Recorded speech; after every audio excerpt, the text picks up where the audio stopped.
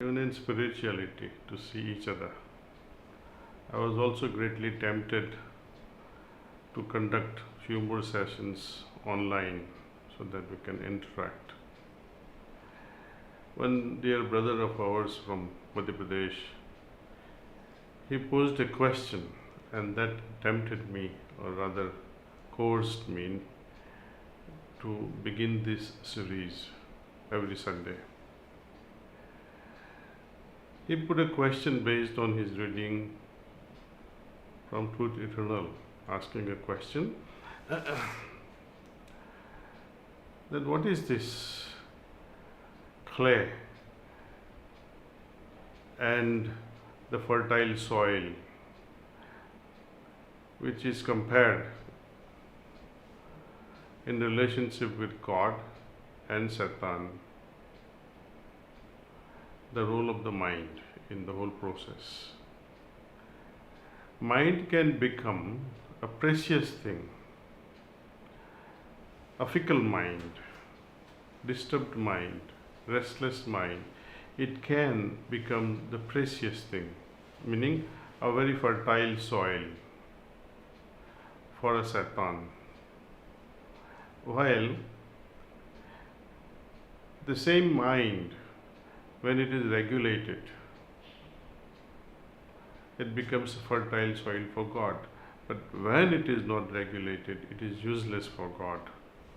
It becomes a mere clay. So this is to explain that. But then there are many other questions asked to me later through other emails, that how we become pashus. Pashus meaning tamed animals who are bound by a rope. Examples are bullocks, cows and buffaloes, goats, animals of that caliber. The freely roaming lions and tigers, we cannot put them in the categories of pashus. At two or three places in Truth Eternal, Lalaji has referred to this pashu, human becoming pashus or becoming animals of that level, who are tied, rather those who are identified with few things, which I would like to read out to you from Truth Eternal so that we can understand the full meaning of it. This has its reference in a chapter called Karma. I jump to the straight reference. The thought of good and evil itself is implied in right and wrong intention. What makes it good is your good intention. What makes it bad is your bad intention. The man with intention knows that right or virtuous is good and wrong or wise is bad. And wherever there is this thought, the law of good and evil fruits operates, and accordingly the jiva accordingly automatically gets the good and evil fruit of action. This is good and evil fruit. It is as natural as development and thinking. That individual existence which has no conception of right and wrong, that is, which has neither good nor bad intention, does not also have either good or bad results thereof. It only grows, thinks and moves just as an infant does. All three bodies are found in each and every individual manifestation. But as their characteristics vary in degree in different beings, certain stages have been clearly marked off accordingly. In minerals, the causal body itself is gross. The other bodies are included in it.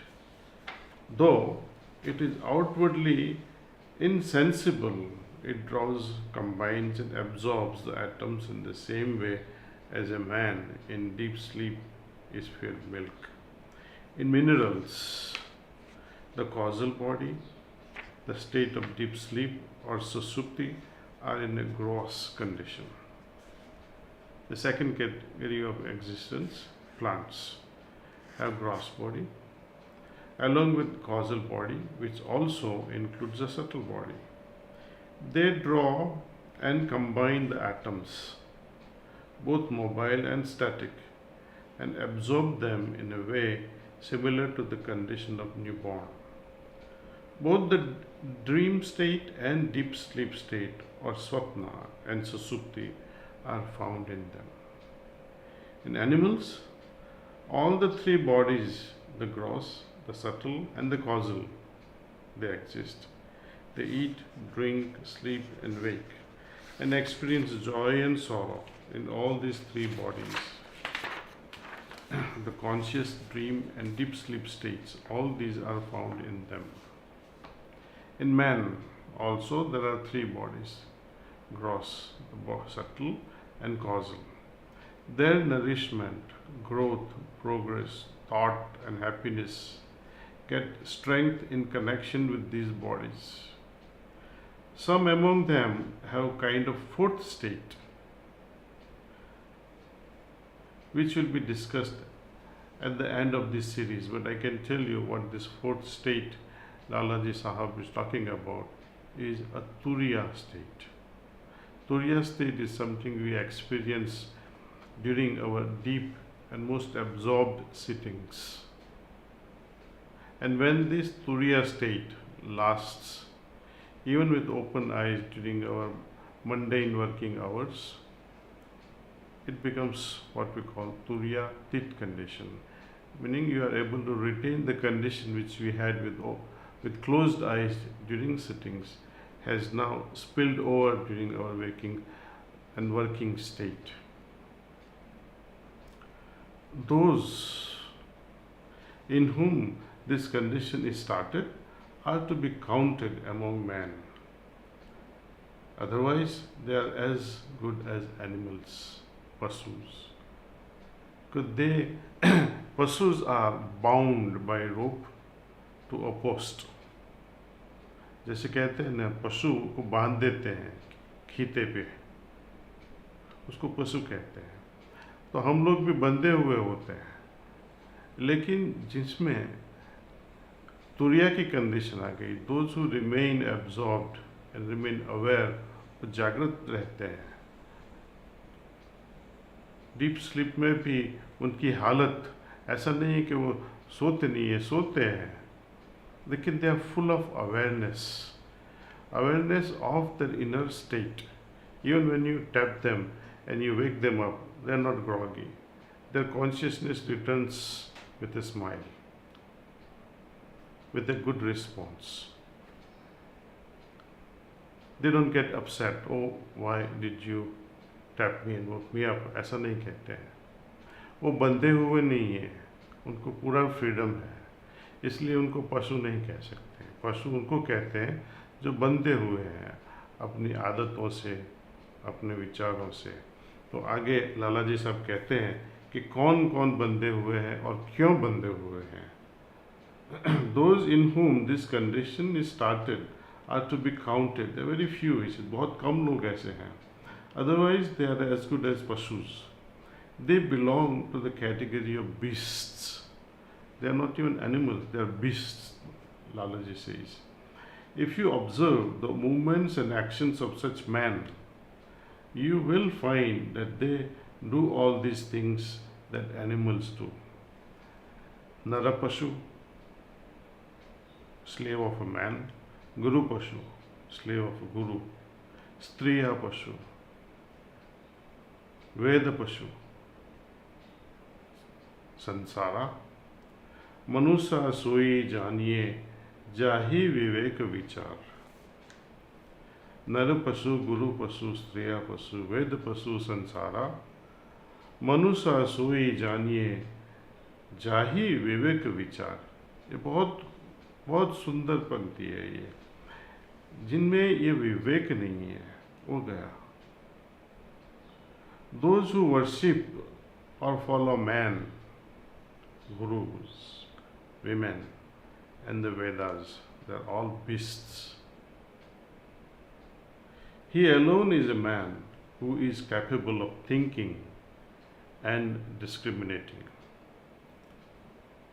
Those who do not know the status of God and their own status and worship God, not with their own but with God's viewpoint, to them Vishnu becomes Rudra and makes them weep.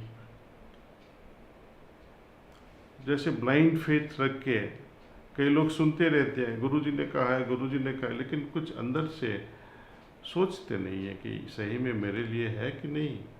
बाबूजी महाराज ने भी कहा, हम भी जब advice देते हैं, whenever I give any advice, please make sure you refer it to your heart, and only when your heart okays it, obey. If your heart says no, don't obey. So this is how we can get out of this status of becoming a pashus, just by becoming aware of what I should be doing and what I should not be doing. So I'll now go to the next one, which baffles some abhyasis. And this is from a chapter called, it's actually the last chapter, the subject of liberation. Lalaji writes, there are 3 causes of bondage: remembrance, meditation, and bhajan. Earlier in the chapter called Karma, Lalaji has described 4-5 categories of pashus: Nara pashu, Striya pashu, Guru pashu, Veda pashu. One wonders why he is calling Guru pashus and Veda pashus especially. I can understand Nara pashu and Striya pashu, but why Shastras and why Gurus? Because following Shastras and following Gurus without discrimination, without Viveka, without this heart discriminating the entire thing, you become just a pashu tied up to the post of a Guru or tied up to a Shastra. Again, somewhat controversial subject Lalaji touches, and he says there are 3 causes of bondage. Remembrance, which is so highly praised in Sahaj Marg, he says that it's a bondage. Second bondage is meditation, that we do all the time. Third, bhajan or devotion or bhakti towards God. All 3 things are so highly praised in Sahaj Marg, has been criticized by Lalaji Maharaj, that they can become the bondage. But when can they become bondage? He explains it. When the practice of these 3 is associated with external things, the result would be birth and bondage. And when they are practiced at heart, internally keeping the goal constantly in view, it will result in freedom from external and surface bondage. So, गुरु का स्मरण, गुरु पे ध्यान, गुरु की भक्ति ऐसी नहीं होनी चाहिए, दिखावा नहीं होना चाहिए। वो सही में अंदर से, दिल से होना चाहिए। जब याद करते हैं सुपरफिशियली, मेंटली, जैसे कोई समस्या के बारे में सोचते हैं, इसी तरह गुरु को भी सोच लेते हैं, चलो यार टाइम है अभी सोच लेते हैं, उनका ख्याल कर लेते हैं। वो इधर उधर घूमते होंगे, सोते होंगे, सत्संग करते होंगे, पढ़ते होंगे, ये ख्यालों में, ये इमेजिनेशंस है। Connecting with the master heartfully is a different matter altogether. Meditation, again as they say, for temptations of reaching higher regions, आगे पहुंचना इसलिए ध्यान करते हैं, तकलीफों से बचना है इसलिए ध्यान करते हैं, वो ध्यान नहीं है। Then it becomes a treatment by any physician. So you go into a treatment for your emotional well-being to a guru. अपने को अंदर अच्छा लगे इसलिए करते हैं, तो तो वो ध्यान भी बेकार का हो जाता है। और भक्ति एक्सटर्नली डन, थोड़ा रो लिए, थोड़ा गाना गा लिया, अरे गुरु बहुत अच्छे हैं, वो है, ये सब दिखावा हो जाता है, तो ये भजन कीर्तन डिवोशन भक्ति का कोई मतलब नहीं रहता है। इसलिए सहज मार्ग में बाबूजी बार बार और ख़ास करके जब ब्राइटर वर्ल्ड से मैसेजेस देते हैं, very powerful message, interiorize your master, interiorize his presence in your heart, make his presence a livelier through your lifestyle, then Sahajmarg will work. Otherwise, it will only create bondage and slavery. पशु नहीं बनना है. You have to become like them. Also, this day, 19th April 1983, Pujya Babaji Maharaj took his last breath. That was in New Delhi. And then he was later cremated in Shahjahanpur. Homage to our dear Babaji. May he shower his love and grace continuously upon us and help us understand this path, Sahaj Marg, to its fullest extent and help us grow spiritually with pranams. Now we'll begin meditation. Please start meditation.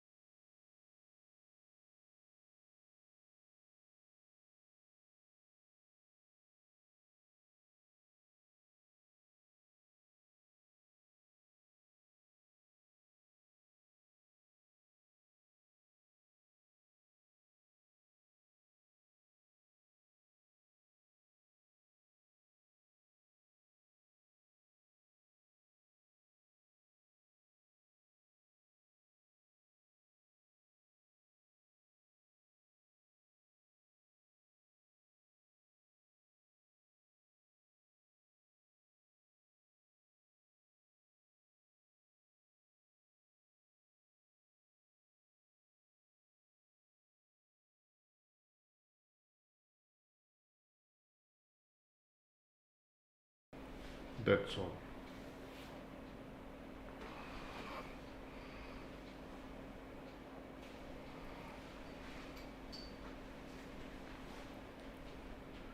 Okay.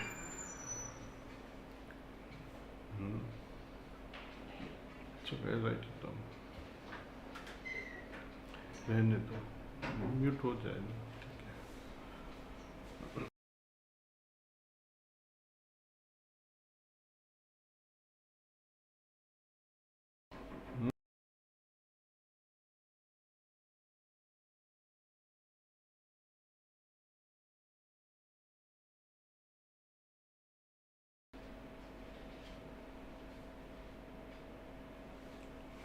चलते. Thank you guys. Thank you, sir. अभी एक ऐसा video बनाओ generic